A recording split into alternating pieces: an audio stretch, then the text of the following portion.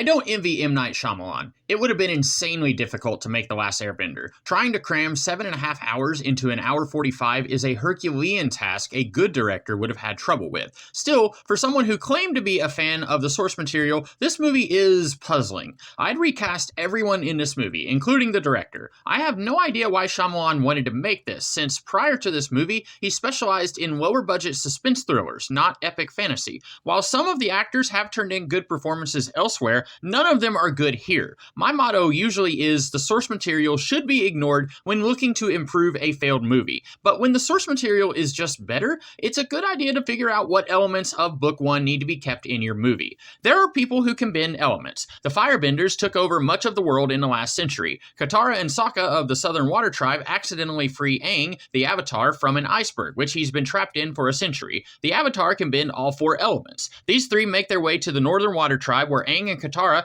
can learn waterbending, while avoiding Fire Nation people like Admiral Zhao and Prince Zuko. If this could have been 2 hours, maybe a little longer, we could have given plot stuff more room to breathe, and bring in more stuff from the show to flesh out what's already in the movie. I would cut the opening text and narration over montages of the group traveling. Use Aang, your POV character, who can ask questions the audience has about what's going on. He would know about the Fire Nation taking over the world. Don't have Katara tell the audience Sokka and Yue grew close. Show us. Show don't tell is important. If I had $1 for every time my creative writing professor said that, I'd probably have about $100. After introducing your heroes in the South Pole and Zuko's attempt to capture the Avatar so he can regain his honor, I'd have 3/4 of the movie set at the North Pole. Cut everything in between South Pole and North. Maybe one quick montage of some stuff they're doing on their journey. Aang talks about how scared he is of his destiny, and that's why he ran away 100 years ago. I would cut most of the Zhao scenes. Do a quick line about how Zhao will do anything to get promoted, say something about how he and Zuko hate each other from before Zuko was banished, but with a movie this lean, focus on your heroes. While I liked it in the show, you don't need the Blue Spirit subplot.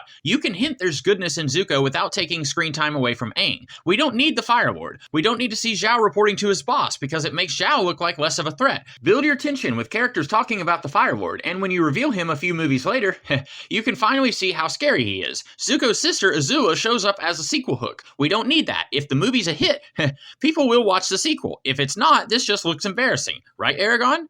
Up until the climax of this movie, Zuko's been chasing the Avatar. They're about to go to the North Pole when they're attacked by a fleet of Fire Nation ships. Zuko and Iroh escape and swim to shore. Zuko has a quick scene where he mourns his crew. Iroh tries to save the spirit fishies that are important to the Northern Tribe. Zuko helps evacuate the city as Zhao's ships do Scorched Earth protocol to draw out the Avatar. Aang comes face to face with what he has to do, unleashes the power of the Avatar, and combines with the surviving fish spirit to attack the Fire Nation fleet. Princess Yue gives her life to bring the Moon Spirit back to life, and if you spent 3/4 of the movie at the North Pole, we might actually care about her dying. Zuko and Iroh escape, the North Pole is saved, someone on one of the ships saw Zuko working against them and sends a message to the Fire Lord that Zuko's a traitor. One of Aang's waterbending teachers says he's doing pretty well, but he has a lot to learn before he can save the world. I'll be honest, I think no matter who made this movie, no matter what they did, hardcore fans would have hated it. Like I said, it's nearly impossible to adapt a season this long into a movie. But, and of course I'm biased, I think this is the best way to try to do that. Would it have gotten a sequel if they had done this? I don't know, maybe not. Depends on how interested people who didn't watch the show would be in this world. I hope you guys like this, and if you did, I do these kinds of videos all the time, so check some of them out. Until next time, have a good one.